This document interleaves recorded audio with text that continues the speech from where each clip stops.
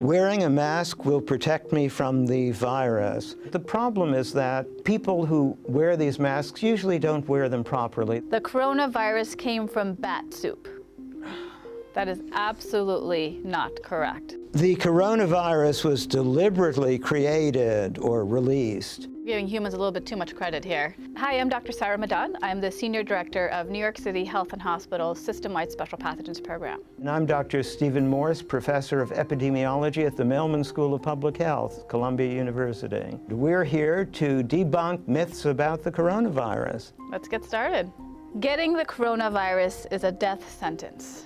Well, there's a lot we still don't know about the coronavirus disease, but based on the data that is coming out, it seems to be a mild type of viral infection. There's a 2% fatality rate and about 18 to 20% that may be in the critical condition range. And those 2% who die are the sickest. They're in the hospital already. So even those in the hospital have probably a 98% chance of surviving. So it's not a death sentence, I agree. It's not a death sentence.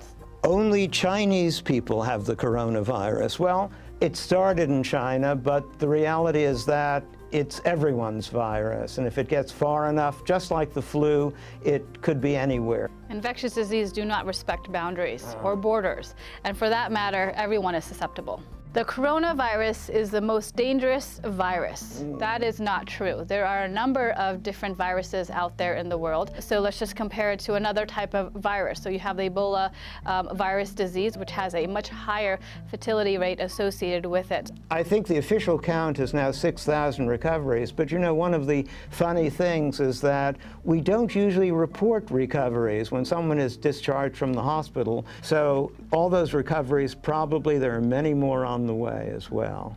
Wearing a mask will protect me from the virus. A lot of people like to think so, and of course a mask gives you a sense of security, but the problem is that people who wear these masks usually don't wear them properly. They've never really been trained. They may not know what kind of mask to wear. So there's two types of masks. One, the simple or surgical mask that you see the general population wearing, and then there's another type of mask that healthcare workers wear. It's called the N95 mask, and it's a respirator, and it is able to filter particles that are airborne with 95% efficacy. And the one that healthcare workers wear, they have to go through what we call fit testing, and so to make sure they have a perfect seal. People who may think they want to wear an N95 find it very uncomfortable after a while. So even if it's well fit, it's then especially hard to breathe through. And the mask is really for those that are infected with the actual coronavirus disease, not so much for a healthy individual. So things that actually proven to be effective is washing your hands often, with 20 seconds, as well as obviously if you're sick, staying home. So a number of other public health measures that actually are proven to be extremely effective. The coronavirus came from bat soup. That is absolutely not correct. So what we know about the current coronavirus disease is that it started in Wuhan in a wet market where there's a number of different animals there. So there's a couple of different speculations out there, but not from somebody obviously consuming bat soup. But what we do know, obviously, is that once you actually get the coronavirus disease, the form of transmission is obviously through droplet spread. So coming in contact with somebody that is sick with the coronavirus disease, close contact with them, or contact with their droplets right shortly after. You can get sick from a package sent from China. I think it's really highly unlikely when you consider the time it takes for a package to get from China. And right now, what we do know is that obviously these droplets that can contain the virion or the virus itself, it may not be able to survive outside the human body for very long. So even if it may, for example, come on a package or a box, depending on how long it's been there, it may not actually be able to survive outside. But we still don't know. Closing borders will stop the spread of the virus. These types of respiratory viruses, they don't respect borders, as we know. And it's not the fault of a government that this type of outbreak is starting or spreading. It's just the nature of the virus itself. Travel bans historically have proven not to be very effective. In fact, it seems that it was the opposite. They caused more fear, make more chaos. People were reluctant to actually come forward with actually reporting that they had the illness. The federal government does state non-essential travel should be restricted, obviously, to mainland China. That's the epicenter, and that's where there's a lot of community transmission. But outside of China, where you may see there's over 24 countries that actually are reporting to have coronavirus disease, if there is no community transmission, there is obviously no risk to the general public. But continue to look at Centers for Disease Control's website. They have a travel health advisory section that you can actually go to and put the name of the country, and it'll tell you the precautions. And as well as go to your healthcare provider. They can provide some travel guidance to you if you need to travel to various areas that may be reporting outbreaks of coronavirus disease. The virus only affects older people. Well, that's kind of half true. It affects everybody, even children. The older people, however, are the ones who are more likely to have severe disease or more serious disease. So all of us older people have to be careful, but it affects everybody. And even the older people, most of us, will probably not even be that sick. The coronavirus is the same as SARS. So the coronavirus is in the same family as SARS. It's a coronavirus disease. There are two various, and now 3 coronaviruses known to cause more severe infections in humans. SARS is one of them.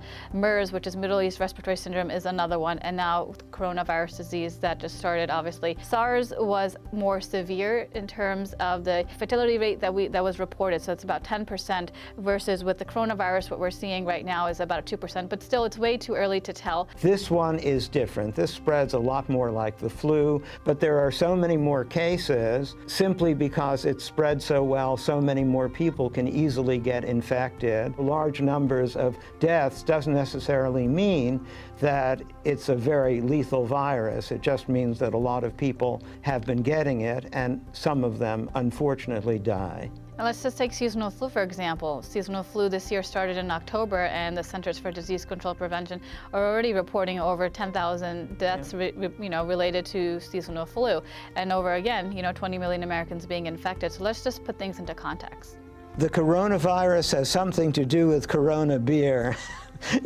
No, and beer won't prevent it either. So Corona is simply Latin for crown, and they have a crown-like appearance with those spikes sticking up. But the beer is all on its own. It won't prevent coronaviruses, won't give it to you. It's just a coincidence. My pet could give me the virus. So with the coronavirus, still there's still a lot we don't know. Right now, we haven't seen any cases where pets are transmitting the virus to their owners. You're more likely to give it to your pet than the other way around. Yeah. Take good care of your pets. Yeah. The coronavirus was deliberately created or released. Giving humans a little bit too much credit here. So we basically had 3 coronaviruses in 3 decades, but we know that there are a lot of them in nature that look exactly like SARS, and this one doesn't look special. So this is just another one to add to the collection. Infectious diseases can be caused by a number of different things. Obviously, they're natural in the environment. It could be due to, obviously, climate change, ecological factors, agricultural factors, human behavior, and these are constantly happening around us, so outbreaks are inevitable. It could be very surprising that anyone would have figured out a way to create it. We still are way behind nature in being able to do that. Antibiotics prevent and treat the virus. Viruses and bacteria are 2 different microbes. So we would use antibiotics for bacteria. For viruses, we use antiviral medications. And so, for example, with seasonal flu, that's a virus. And so one of the ways that we can treat or alleviate some of the symptoms is by giving Tamiflu. That's an antiviral medication. So antibiotics in this context for this virus do not work unless you have secondary infections that are bacterial in nature.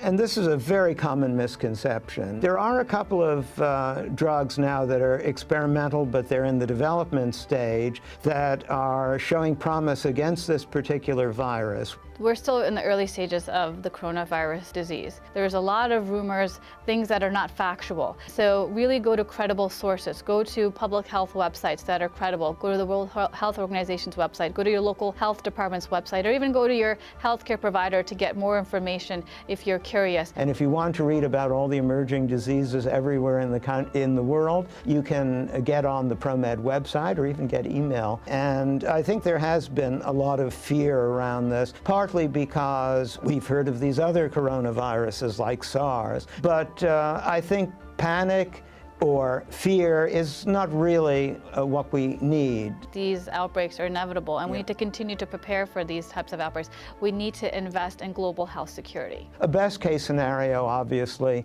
is that it all gets under control, and hopefully we'll have vaccines and other things and have learned something from the experience.